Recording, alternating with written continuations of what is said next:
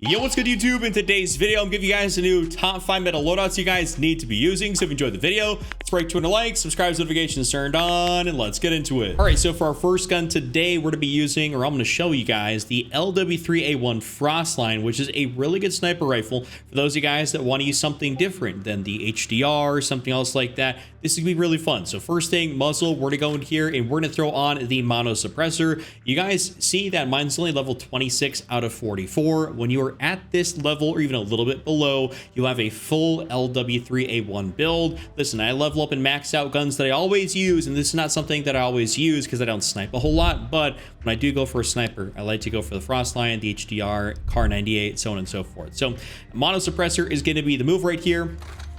Barrel section, we're gonna go through on the long barrel. Basically, these are the only two you'll ever most likely choose from, as a long barrel or the gain twist barrel. None of the other ones down here really are gonna be all that great. I mean, we just want to go for the long barrels and increase our damage range to the absolute maximum, because we will still be increasing the bullet velocity, so don't worry about that. We just got to go increase it with the long barrel, or at least our damage range. For the stock pad, we're gonna go through on the lightweight pad to help us with our aiming idle sway. Just makes it so, you know, when you're aiming, you have less of that bob when you're moving around. Like, we don't want any of that. We don't want that bob, you know, so we're just gonna go ahead and throw on the lightweight pad. Get help unlocking Dark Matter, Abyss, and Nebula camos in Black Ops 6 with Mitch Cactus. They're absolutely the biggest and most reliable in Call of Duty right now. Whether you want something across multiplayer, zombies, or Warzone, they're completely legitimate for all platforms. They're super trusted by the community, and you may have seen them all over YouTube, and that's for good reason. They'll unlock all your camos, augments, and more without needing to lift a finger, with over 17,000 reviews and thousands of personalized vouchers. They're the go-to for all things in Call of Duty. Use code CHUCK at checkout for 5% off. Now going back to the stock section, we're gonna go throw on the heavy stock, and this will just help us with our overall flinch resistance. You guys could use basically something else down here, like the combat stock. That's gonna be really good as well. So the heavy or the combat, depending if you want a walking movement speed, which I don't really think you do, considering it's a sniper rifle. It's not like it's an AR. We don't really need to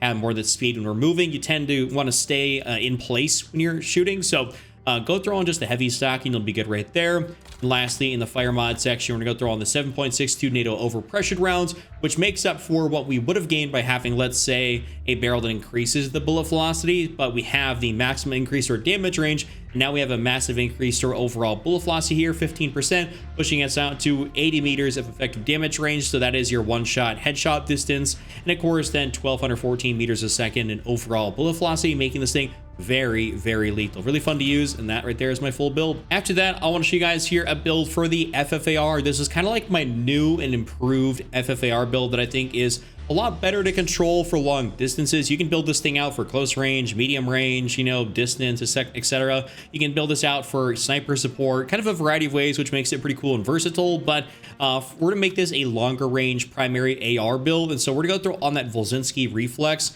You guys can throw on a different reflex if you want to. Something I find that's actually kind of cool is you throw on the Q spot reflex. This looks like the Black Ops 1 FAMAS. From you guys that remember Black Ops 1, I know it was a very long time ago at this point in time. That was like, what, 2010? We're in 2025, so 15 years ago. So if you guys remember that and you want to run that, that's perfectly fine. Any of these red dots are going to be acceptable. This is what I like to go for, so we're going to go throw that on there. And of course, I'm going to go customize it so it has the blue dot reticle. Now let's get back to the attachments. Next up, this could be something where I definitely switched. I go now for the ported compensator. And the reason being is that the FFAR always has that sort of initial jump and recoil, and then after that, it's relatively easy to control, especially when you're using it in the firing range or when you're moving around in game and you got some aim assist kicking in. This is a very easy AR to control. It's probably, I shouldn't say super easy, but it's easy enough. And when you have the ported on there, it is just a lot better than the regular compensator. And I for sure wouldn't go for the mono suppressor. That's going to be a lot harder to use. Go for the ported, and you guys will thank me later.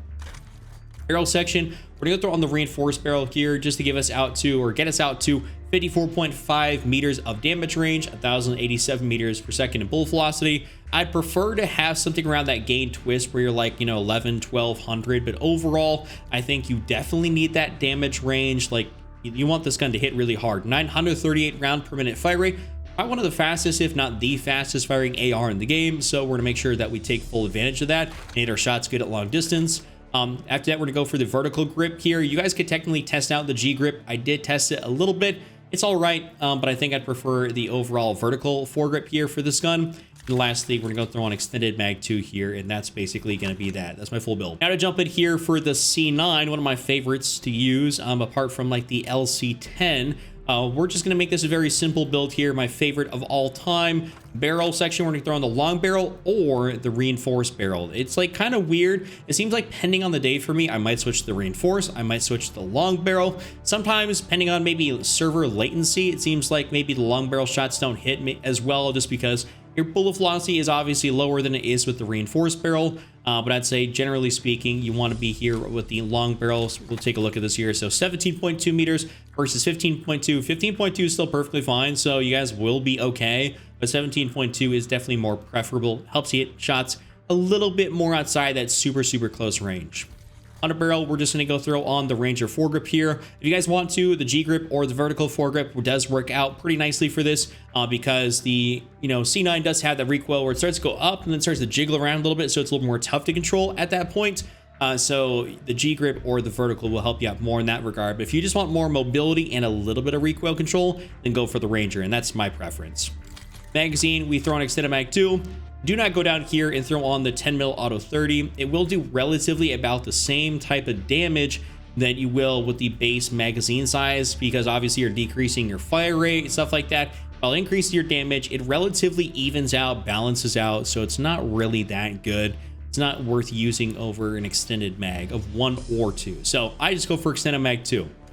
Rear grip, we always got to go for the ergonomic grip. You guys kind of know the whole drill here: dive to fire, slide to fire, ADS speed, and jumping aim down sight speed. What we really do care about, obviously, is the slide to fire and ADS. We don't really care as much about the dive to fire, and the jumping ADS speed is really good as well, but slide to fire and ADS speed is huge. Two massive things for close quarters engagements. Now for the stock section, I just go through on the balance stock. This is like my go-to right here. I've just had so much success running the balance stock over, let's say, the infiltrator, and I don't really ever run the no stock, though I do see people do it. It's not my preference, don't really care for it. So infiltrator or balance, but I go for the balance when I'm crafting up a build here for the C9. So this is my full build. Next up here is going to be a build for the SWAT 556, aka the Grau. So gotta give you guys a build for this thing. The Grau is super fun to use and probably one of the best long range guns to use in the entire game. Of course, we're doing on the SWAT 556 Grau conversion, and let's get it here and show you guys how to build this thing out. So first thing, we'll just work our way over. You're just gonna go through on the Grau magazine, full auto extended mag. If you don't do this, you're just clinically lost. You have to throw this on there. On the barrel section, this is pretty standard right here. We're just gonna throw on the vertical foregrip. You don't need anything else. If it's not broke, don't fix it. Don't go trying other things. It's not needed at all. Vertical foregrip. After that, muzzle. This is gonna be something where you can run one of two things.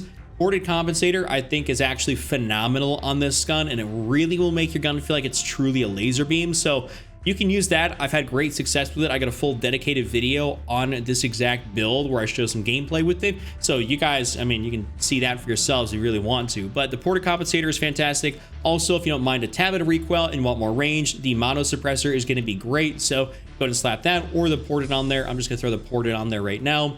And lastly, we can go for basically whatever we want. A rear grip, if you guys want to go for, an iron sight build, and you can go throw on, let's say, the quick draw grip or the commando grip, something else like that. It's not really gonna matter too much. You can throw on basically one of these to help you just be a little bit faster. So you can run it exactly like this if you want to use the iron sights, or you can go on over here and throw on like a reflex of choice. And don't hate on me for it. The iron sights are great, but this does hit very hard when you have a reflex sight on it. It just feels very effective, and I like that. So you can run this, and of course you can go and change it over to the blue dot, and you can run your full build exactly like this. Last but not least, I feel like it'd be criminal if I didn't give you guys a build for the LC10. This is the best SMG to use in the game right now, so we'll run through it here pretty quick, as this is a pretty easy build to be able to go through.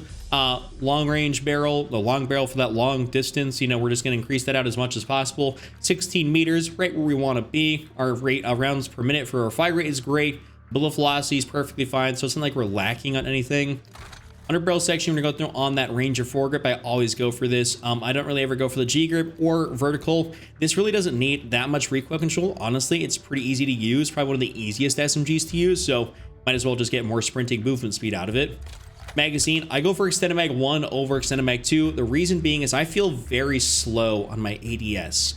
I don't like that. I don't like being slow on the ADS. I like just going and being very quick with it. 45 rounds is still acceptable for an SMG. Was it the OG MP5 from Warzone 1 had 45 rounds? So it's like that was used like, you know, all the time. So this is definitely more than acceptable right now.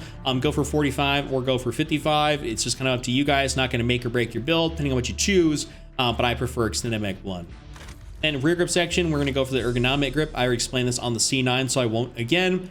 And then on this gun in particular, I actually do enjoy the infiltrator stock. So unlike the C9, I prefer the infiltrator, but the balance stock is still perfectly fine. So don't get it twisted, balance or infiltrator, but for this one, I'm going to go for the infiltrator. So that right there is going to be my C9 build, not C9, my LC10 build. If you guys enjoyed the video, give it a like, subscribe, check out this other video on screen. I'll see you all next time.